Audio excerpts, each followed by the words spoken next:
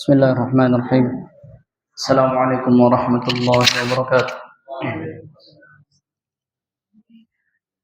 الحمد لله رب العالمين، والصلاة والسلام على نبينا ورسولنا محمد وعلى آله وأصحابه ومن تبعهم بإحسان إلى يوم الدين. أشهد أن لا إله إلا الله وحده لا شريك له، وأشهد أن محمدا عبده ورسوله. اللهم صل وسلم على نبينا ورسولنا محمد وعلى آله وأصحابه ومن تبعهم بإحسان إلى يوم الدين. Amma ba'd.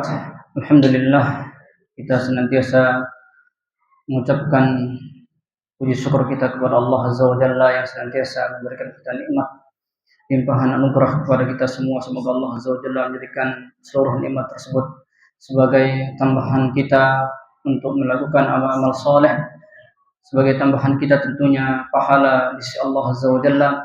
Amin ya rabbal alamin. Kaum muslimin rahimani wa rahimakumullah. Malam ini tidak terasa kita sudah masuk ke malam yang ke-20. 20. Berarti Ramadan tersisa 10 atau 11 hari lagi. 10 atau 9, subhanallah. 10 atau 9 hari lagi. Ya, berarti Ramadan sebentar lagi meninggalkan kita. Maka masuklah waktu yang paling mulia di bulan Ramadan, yaitu 10 malam terakhir. 10 terakhir di malam-malam bulan Ramadan. Inilah yang paling mulia. Tentunya kemuliaan malam 10 malam terakhir ini sangat banyak, yang tentunya kita tidak bisa membacakan seluruh hadis-hadis tentang keutamaannya. Cukuplah bahwa Rasulullah SAW idza dakhala al-'ashr al-awakhir, beliau kalau sudah masuk 10 malam terakhir, beliau sadda mi'zarah, beliau menguatkan ikat atau kambukan beliau, ya. Mizar niki arti niki kereng. Beliau menguatkan kambukan, kekuatan kambukan untuk beribadah kepada Allah. Ya, tentunya semakin berakhir Ramadan, semakin semangat seseorang itu beribadah kepada Allah Azza wa Jalla. Wa ayqadha ahlah. Beliau juga tidak berhenti seperti itu. Beliau juga membangunkan keluarganya untuk melakukan ibadah-ibadah di malam bulan Ramadan. Tentunya banyak ibadah yang kita bisa lakukan di bulan Ramadan, tapi yang akan sebutkan di sini satu ibadah yang merupakan hal-hal sesuatu yang dilakukan oleh Nabi Muhammad SAW sejak beliau masuk Madinah, ya, yaitu iktikaf. Semoga Allah mudahkan malam ini kita bahas sebentar tentang fikih iktikaf. Fikih apa? Iktikaf. Hadis yang menunjukkan itu banyak sekali, sebagaimana Rasulullah SAW disebutkan dalam Bukhari Muslim, ya, disebutkan bahwa Rasulullah SAW ya'takif al-'ashr al-awakhir, beliau iktikaf di 10 malam terakhir min Ramadan hatta yatawaffahu Allah, hingga beliau wafat. Bahkan disebutkan sejak beliau masuk Madinah sampai beliau meninggal, beliau selalu iktikaf di 10 malam terakhir. Summa i'takafa azwajuhu min ba'dihi, setelah beliau meninggal, istri-istri beliau lah yang i'tikaf setelahnya. Ya, tentunya ini menunjukkan bolehnya wanita ikut i'tikaf. Kemudian, ya, ini juga disebutkan oleh Ibnu Syihab Az-Zuhri rahimahullah taala, belum mengatakan, subhanallah, ini menyindir kita sebenarnya. Belum mengatakan ajaban lil muslimin, menakjubkan, mengherankan orang yang Islam ya di zaman beliau tentunya. Tarakul i'tikaf, mereka meninggalkan i'tikaf. Ma'a anna Nabiy sallallahu alaihi wasallam ma tarakahu munzu qadimal Madinah. Padahal Rasulullah SAW tidak pernah meninggalkan i'tikaf sejak beliau datang ke Madinah. Hatta qabadahu Allah Azza wa Jalla, sampai beliau wafat. Ini menunjukkan beliau betul-betul semangatnya beliau i'tikaf kalau sudah masuk 10 malam terakhir Ramadan. Maka di sini insyaallah kita sebutkan beberapa poin yang penting di antara fikih-fikih i'tikaf. Tentunya di sini banyak yang sudah ringkaskan. Kalau yang baca semua tentunya waktunya tidak cukup. Yang berusaha untuk mencari yang poin-poin penting. I'tikaf tentunya kita telah mengetahui yang disebut dengan i'tikaf itu adalah al-lubsu fil masjid ala sifatin makhsus bi niyatin makhsusah, yaitu diam di masjid, tinggal di masjid, ya, dengan sifat yang khusus dan niat yang khusus. Ini secara pengertian secara syariat. Adapun hikmah i'tikaf ini banyak sekali. Tentunya di antara poin pentingnya kenapa kita disunnahkan i'tikaf adalah karena dengan i'tikaf kita bisa tafarruq, itu menyendiri untuk fokus untuk apa? Ibadah kepada Allah Azza wa Jalla. Kemudian di antara faedahnya juga karena di dalam i'tikaf itu sendiri orang-orang yang mu'takif, orang-orang i'tikaf itu dalam kondisi menunggu sholat. Dalam kondisi apa? Menunggu sholat. Bukankah orang yang menunggu sholat dimintakan ampun oleh Allah oleh para malaikat? Subhanallah, ini mulia sekali. Nah, kemudian di antara faedahnya kata para ulama kita, karena orang i'tikaf itu dia menyerupai para malaikat. Tasbihul mu'takif nafsahu bil malaikah. Karena dia menyerupakan dirinya sebagaimana malaikat. Malaikat itu ibadahnya tidak pernah bosan. Malaikat itu tidak pernah bermaksiat, tidak pernah durhaka kepada Allah Azza wa Jalla. Orang i'tikaf dia ingin menyerupakan dirinya dengan malaikat. Yang dia ibadah tidak putus-putus sebagaimana malaikat. Ini yang disebutkan oleh para ulama kita. Tentunya faedahnya banyak. Di antara faedah paling penting daripada i'tikaf adalah orang i'tikaf dari malam 10 atau kita katakan 10 malam terakhir dia i'tikaf pasti qat'an dia pasti mendapatkan Lailatul Qadar. Pasti. Ya enggak? Karena Lailatul Qadar itu letaknya di 10 malam terakhir. Kalau dia ibadah i'tikaf dan i'tikaf itu ibadah, dia diam saja di masjid. Dia misalnya dia tidak baca Quran.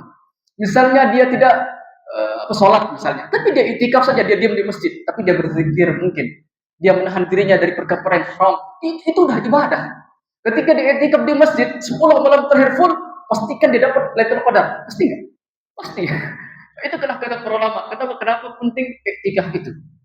Ya, tentunya yang kita ingin bahas adalah dari segi fikihnya. Apa hukum i'tikaf ini? Tentunya i'tikaf ini secara asal hukumnya adalah sunnah, tapi sunnahnya muakkadah. Sunnahnya apa? Muakkadah. Bahkan kata ulama Syafi'iyah, mereka mengatakan dia asalnya sunnah muakkadah pada seluruh waktu. Jadi seluruh waktu artinya 1 tahun penuh itu kita disunnahkan i'tikaf. Tanpa membedakan Ramadan atau tidak Ramadan. Tapi Ramadan kata mereka itu lebih ditekankan lagi. Lebih ditekankan lagi. Karena untuk mengejar apa tadi? Talaban Lailatul Qadar. Untuk mengejar malam Lailatul Qadar. Kemudian rukun i'tikaf. Selanjutnya rukun i'tikaf. Rukun i'tikaf ini ke 4. Ini apa ya? Gampang. Saat pertama orang yang i'tikaf mu'takif. Dia mungkin syarat dengan saat i'tikaf. Yang pertama mu'takif dengan saat i'tikaf. Saat kedua an-niyah. Niatul i'tikaf harus ada niat. Yang kedua al-mu'takaf fi, tempat dia i'tikaf. Itu di masjid. Tentunya nanti kita sebutkan. Yang terakhir al-lubsu fil masjid, dia berdiam diri di tempat i'tikaf tersebut. Ada 4. Orang yang i'tikaf, yang kedua niatnya i'tikaf, yang ketiga tempat dia i'tikaf, yang keempat berdiam dirinya. Ini 4 ini kalau tidak terpenuhi maka tidak jadi i'tikaf itu. Ya. Yang pertama rukun i'tikaf yang pertama adalah al-mu'takif, orang yang i'tikaf itu sendiri. Orang yang i'tikaf di sini para ulama sepakat bahwa laki-laki, begitu juga wanita, begitu juga anak kecil tapi sudah mumayyiz, maka mereka sah untuk i'tikaf. Sah i'tikaf mereka dan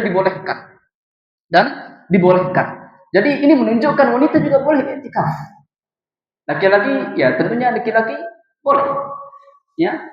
Anak kecil tapi mumayyiz. Kenapa harus mumayyiz? Karena nanti butuh niat, ya enggak? Kalau dia tidak mumayyiz, dia bisa membedakan ini sunnah, ini wajib, dia tidak bisa bedakan. Bagaimana dia mau berniat? Makanya disyaratkan dia walaupun dia belum balik, tapi dia anak kecil tapi bisa mumayyiz, maka boleh bagi dia untuk i'tikaf. Dan yang terakhir kita sebutkan wanita. Wanita boleh tidak i'tikaf? Boleh. Dengan syarat tentunya ulama Syafi'iyah menyebutkan tidak boleh bagi wanita i'tikaf illa biizni zaujiha, kecuali izin dari suaminya. Harus izin. Ya, namun diizin dengan ya. Li'anna tamattu' bizaujah min haqqi zauj. Kata beliau di sini, kata ulama Syafi'iyah, mereka mengatakan karena bersenang-senang dengan istri adalah hak suami. Kok boleh pembahasan? Ya, memang seperti itu. Contohnya sekarang, suami enggak i'tikaf misalnya. Seningan milih i'tikaf. Aneh.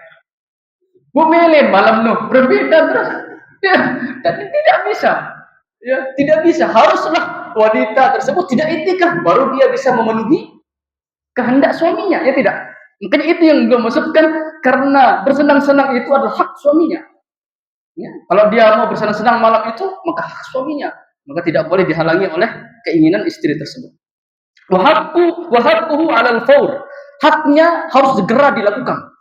Ini menunjukkan wajib segera ya, dilakukan hajatnya tersebut. Na'am illam tufawwit az-zawjah 'ala zawjiha manfaatan. Ya, kecuali kalau di i'tikaf tidak ada masalah, tidak ada manfaat yang hilang dari suaminya, diizinkan suaminya, maka tidak ada masalah bagi si istri untuk i'tikaf. Ya, akan tetapi kata para ulama Syafi'iyah, mereka mengatakan wa yukrah indahum i'tikaful mar'atil jamilah. Tapi mereka mengecualikan, dimakruhkan kalau wanita itu cantik. Yang mengingat ini i'tikaf. Itu kata mereka. Ya, mereka mengkiaskan dengan wanita yang pergi sholat jamaah lalu ningas, karena mereka memakruhkan lalu ningas lalu pergi jamaah makruh, demi makruh lu dengan serius membaris. Jadi cadar tentunya ya. Ya tentunya ini kata mereka. Artinya wanita itu boleh dia untuk i'tikaf dengan syarat kalau dia menikah harus dengan izin suaminya. Kalau belum menikah tentunya dengan walinya. Ya, harus izin walinya. Nah, kemudian yang selanjutnya tentang niat. Niat i'tikaf ini wajib rukun. Sebagian masukkan dengan syarat. Akan tetapi dia wajib karena sebagian kita sekarang belum tentu ada yang niat i'tikaf sekarang. Yang datang ke masjid cuma tarawih aja salat isya doang. Ada niat i'tikaf. Adik mau pahala i'tikaf niki. Dik mau pahala i'tikaf. Dia narak niat. Nah, niat i'tikaf ini harus beserta dengan niat. Coba lamut nani berarti wah datang mana seliman isya.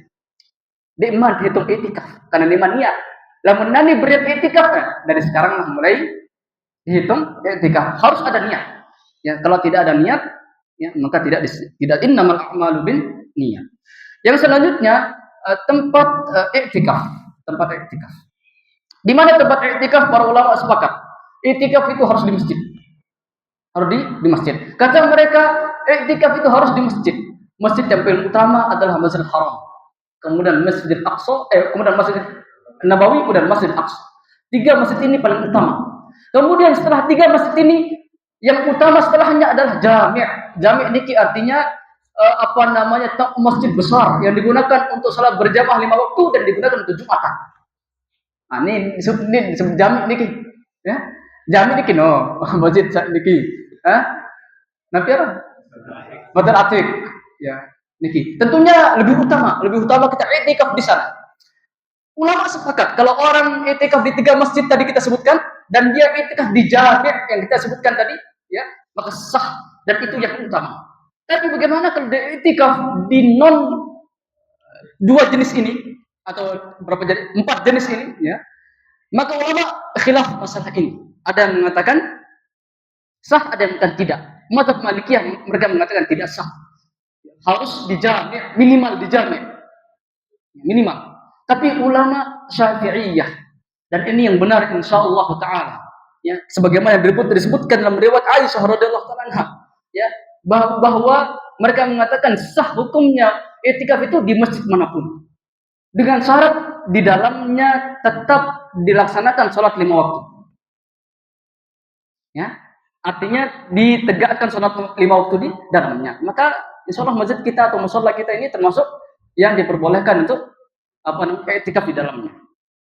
Nah, tentunya pembahasannya panjang yang takut kelamaan. Kemudian yang terakhir al-lubsu fil masjid, ya, berdiam diri di masjid. Berdiam diri di masjid niki ulama khilaf berapa zamannya. Ya, ulama Malikiyah mereka mengatakan tidak dikatakan i'tikaf kalau bukan yaumun wa lailah, sehari semalam. Lamun di sehari semalam dan dihitung i'tikaf. Ini ulama Malikiyah. Ya, sebagian masyayikh kita memilih pendapat ini. Ya, ulama Saudi banyak memilih pendapat yang mengatakan harus 24 jam. Seandainya terpotong karena aktivitas uzur, misalnya wudu, misalnya pergi ke WC, misalnya, maka berapa menitnya itu harus ditambah nanti. Harus hari semalam. Hari semalam kita 24 jam. Hitung pira kali WC, pira menit juga hitung. Ya. Nah, ini rombok nema ada yang genap 24 jam. Itu diantara ucapan mereka. Tapi ini tentunya khilaf para ulama. Ada yang mengatakan i'tikaf itu cukup sa'atun minan nahar atau minal lail. Entah itu sesaat saja daripada waktu, baik itu malam atau siang. Tapi yang paling ringan adalah mazhab Syafi'i. Mazhab Syafi'i ini berkeningan. Mereka mengatakan yang namanya itikaf itu tidak terikat dengan waktu. La yuqaddarul lubsu bi zaman. Tidak diukur tinggal di masjid itu dengan waktu. Kata mereka, seandainya orang itu datang ke masjid diam dalam arti dia tidak sekedar lewat, bukan murur, tapi sekedar diam, lalu ia muter-muter doang. Dan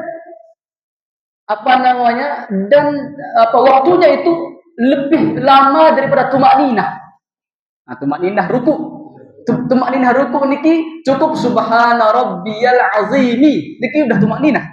Nah, harus lebih dari subhana rabbiyal azimi. Lalu dengan utama masjid, niat i'tikaf lebih dari zikir subhana rabbiyal azimi, sah i'tikaf.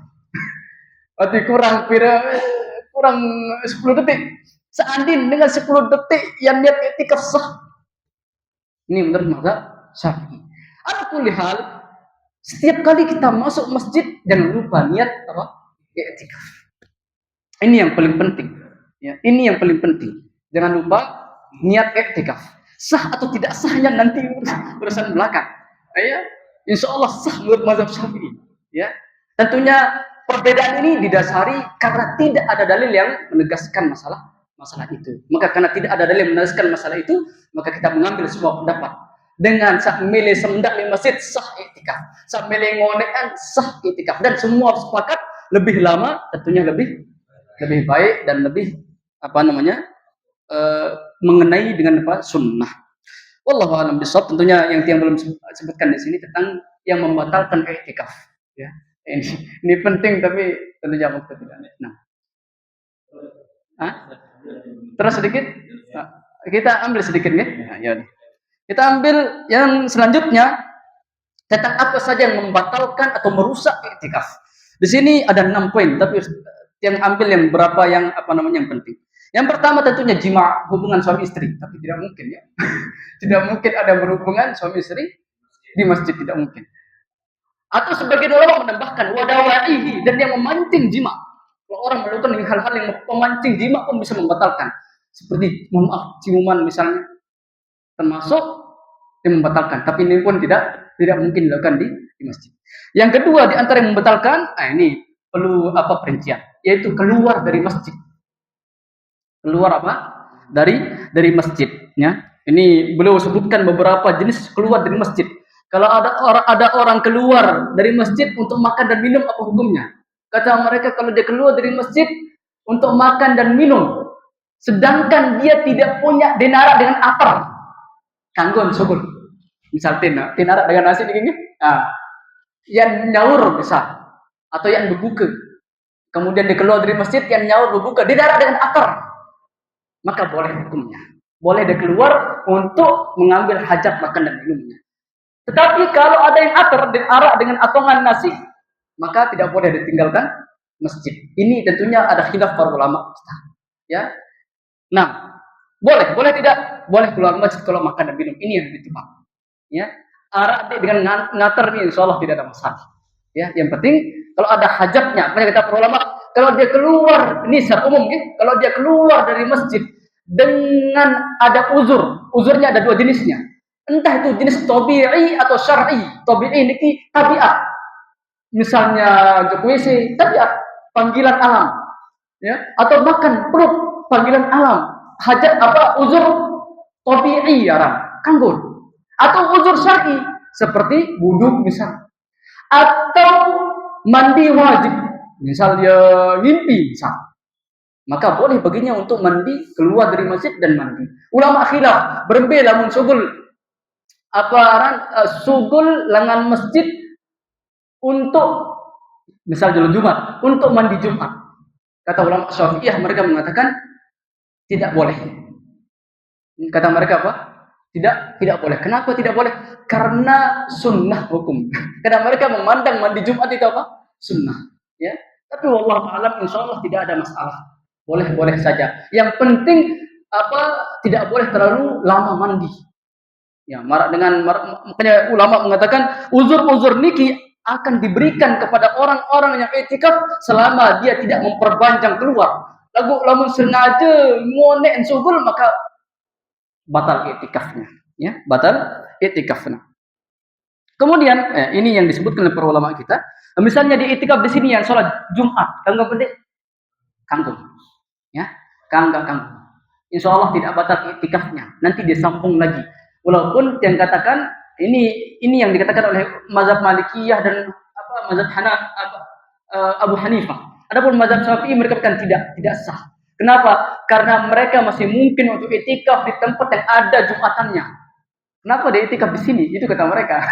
Maka mereka mengatakan kalau dia keluar dari masjid yang tidak ada orang Jumatan di sana dan keluar ke tempat yang orang mengadakan Jumatan di masjid lain, maka menurut mazhab Syafi'i batal i'tikafnya. Kenapa? Karena dia masih memungkinkan dirinya untuk i'tikaf di sana. Kenapa dia di sini? Itu kata mereka. Tapi wallahu alam yang lebih tepat adalah pendapat Malikiyah dan mazhab Abu Hanifah. Dan pertanyaan yang selanjutnya, ini pertanyaan yang menarik. Apa yang disebut dengan masjid? Apa batasan masjid itu kalau dikeluar? Apakah emperan ini termasuk masjid sugul batal i'tikaf? Ya, tentunya tidak. Akan tapi mereka berbeda pendapat dengan halaman. Ini halaman masjid. Namun sugul juk niki batal pendek. Ulama khilaf masalah ini. Karena mereka memandang halaman masjid itu bukan bagian daripada masjid. Karena mereka sepakat yang disebut dengan masjid adalah tempat yang dipakai untuk sholat. Kadang sholat nggih, maka dia bukan masjid. Ya, paham niki? Ya, ini yang disebutkan para ulama kita. Nah, wallahu alam bisawab, tentunya ada pembahasan lainnya yang tidak ambil ya. Ini yang paling penting tentunya. Wallahu alam bisawab. Kira-kira sampai niki nggih. Lagu sukul sepelan awak kanggo. Ini yang disebutkan oleh hadis Aisyah radhiyallahu anha. Ya, ketika beliau mengambil barang beliau, ya temannya si Aisyah kan itu balik Aisyah di masjid temannya Nabi mengeluarkan sebagian tangan beliau dan mengambil barang beliau dan mengambil barang tersebut, dan beliau keluar sebagian tubuh beliau, jasad beliau, dan ini tidak membatalkan. Ya, yang membatalkan itu adalah kalau keluar semua jasadnya dari masjid dan bukan di tempat masjid. Ya, kalau insya Allah di emperan, insya Allah tidak ada masalah, karena di sini masih bisa digunakan untuk sholat. Ya, tapi kalau sudah sholat keluar dari masjid ini, maka ini bisa membatalkan. Wallahu a'lam bishawab. Subhanakallahumma wa bihamdika asyhadu an la ilaha illa anta astaghfiruka wa atubu ilaik. Assalamualaikum warahmatullahi wabarakatuh.